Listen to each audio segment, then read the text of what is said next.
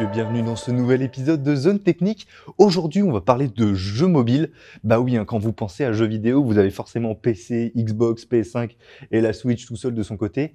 Mais les jeux mobiles, c'est une énorme part de marché. Donc on va voir tout ça, on va tester, voir l'évolution des jeux vidéo sur mobile, juste après.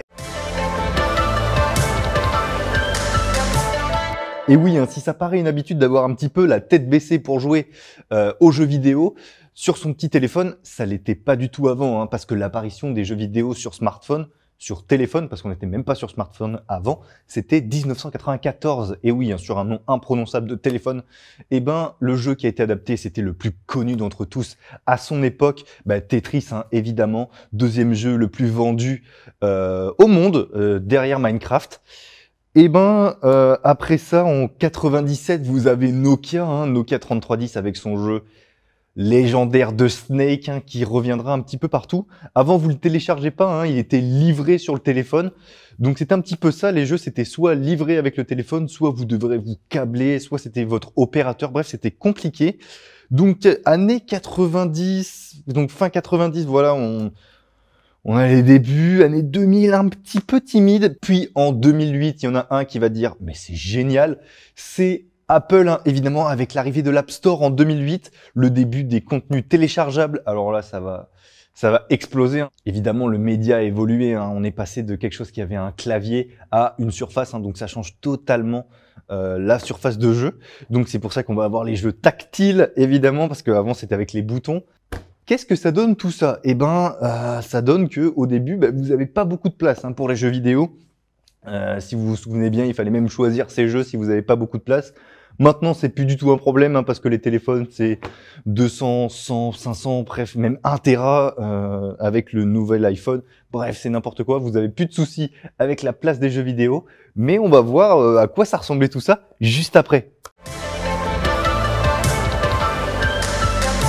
Là, j'ai pris le plus connu, le jeu le plus téléchargé sur mobile, Subway Surfer, évidemment. Subway Surfer, celui qui donnera la mode de beaucoup de jeux, c'est les runners, même si c'est pas le premier.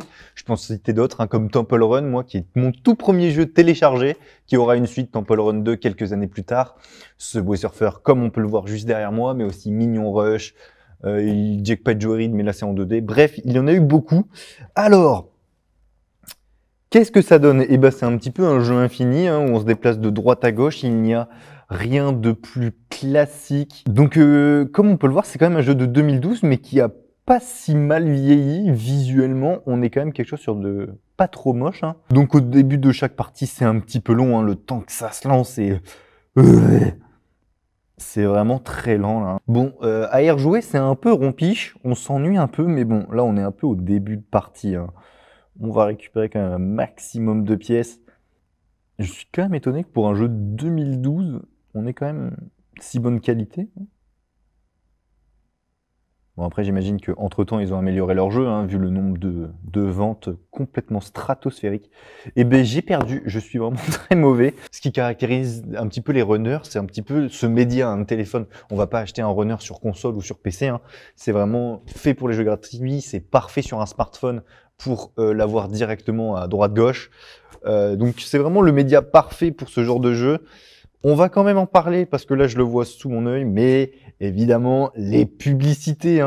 Donc pour avoir des bonus, pour avoir, je sais pas, un cosmétique, l'arrivée des pubs, je ne pense pas que c'était dès le départ en 2008, mais ça arrivera évidemment assez rapidement. On n'est pas sur des pubs qui se lancent directement comme on l'a actuellement où on fait une partie, boum, pub. Non, là, c'était vraiment pour avoir des cosmétiques, pour avoir des pièces, pour skip du temps. Bref, on était un petit peu sur ça.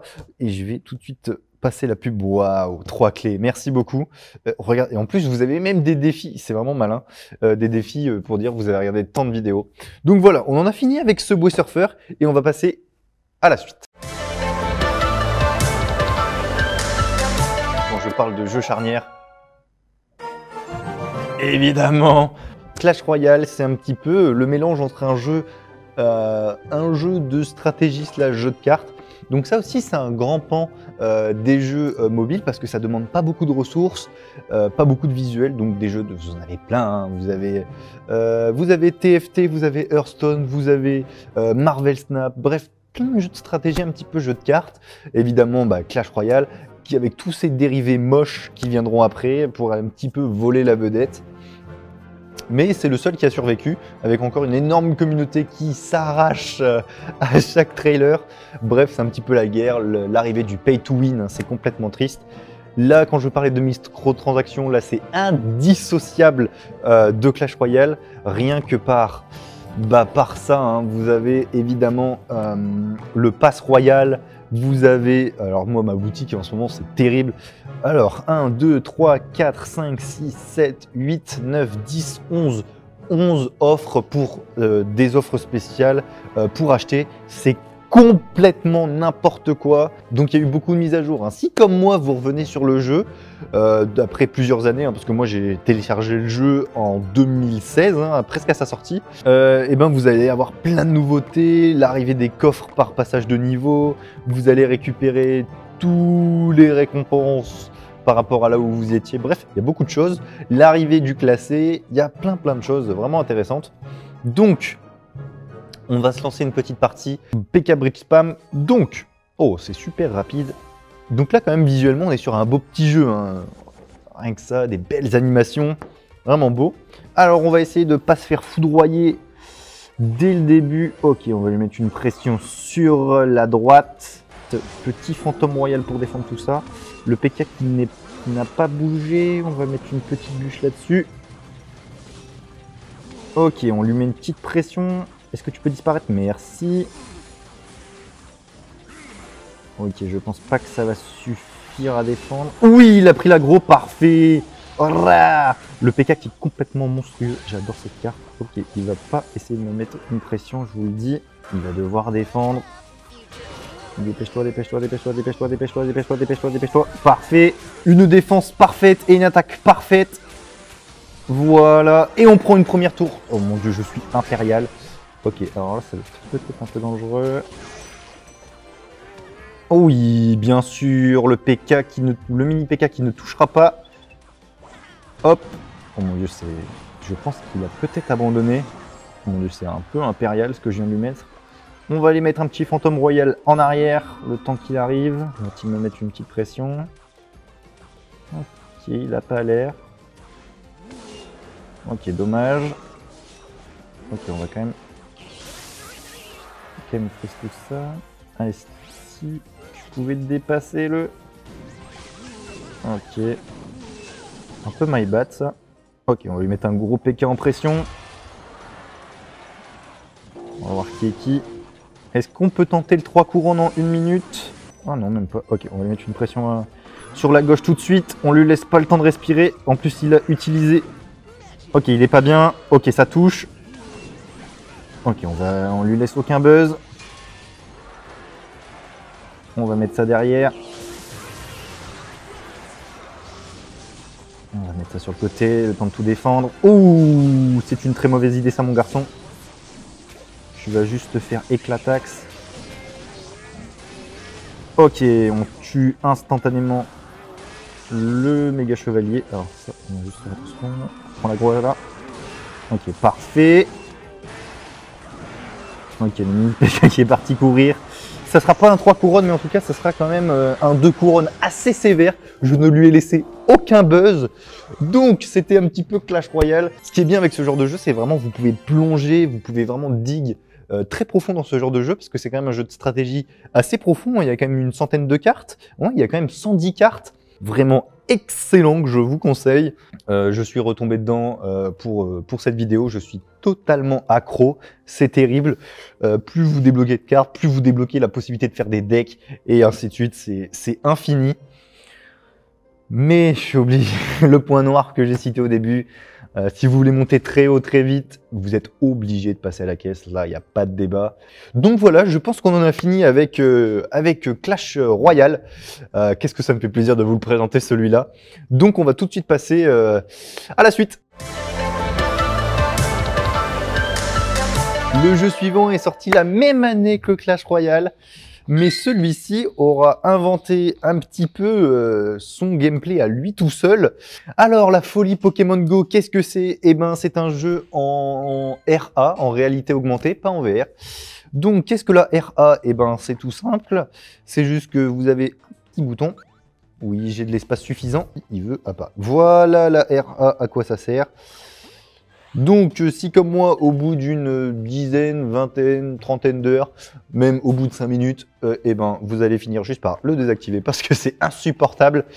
Alors, la folie Pokémon Go, qu'est-ce que c'est? Eh ben, c'est attraper ses Pokémon sur son téléphone. Il n'y a pas d'histoire, ou du moins des grosses quêtes très vagues. Il n'y a rien, c'est juste vous farmez comme un débile les Pokémon, rentre dans ta Pokéball. Voilà, il faut lui mettre un petit coup de pression. Faire pendant 8 heures la même chose, ça veut dire... Enfoiré. Ça veut dire capturer des... Mais s'il te plaît. Capturer des Pokémon, tourner, envoyer, tourner, envoyer, tourner, envoyer, ou le système de combat qui se résume en un seul bouton. Voilà, j'ai absolument résumé le combat sur Pokémon Go. Donc on peut pas dire que c'est un gameplay très profond, c'est pas comme Clash Royale où vous pouvez dig plein de techniques. Non, là on en est très loin. Bon, toi tu m'énerves. Ce genre de jeu, c'est quand même, ça a été vraiment révolutionnaire parce que c'est l'un des premiers, donc c'est Niantic qui fait ça, à se déplacer. Avant, votre jeu mobile, c'est vous restez tranquillement dans votre canapé, comme ça, tranquillou, à jouer et c'est tout. Là, ça vous demandait de vous déplacer. Waouh, pour un gamer, c'est pas possible. C'était une petite entrée rapide, je suis quand même niveau 34, donc ouais, je sens un peu le caleçon. Donc ça, c'est quand même une période où, quand on s'ennuie, c'est quand même vachement marrant. Période avant Covid, parce que pendant Covid, ce genre de jeu, bah, bon courage. La chance, si vous habitez à côté d'une arène, je vous envie, parce que vous pouvez farmer tranquillement, il n'y a personne qui va vous embêter. Donc, j'ai fini avec ce genre de jeu, et on va passer à la suite. Messieurs, merci d'avoir suivi cet épisode qui retrace un petit peu les applications mobiles. On s'est bien amusé évidemment parce que ici on teste un petit peu tout. Et ben nous on se dit à la semaine prochaine.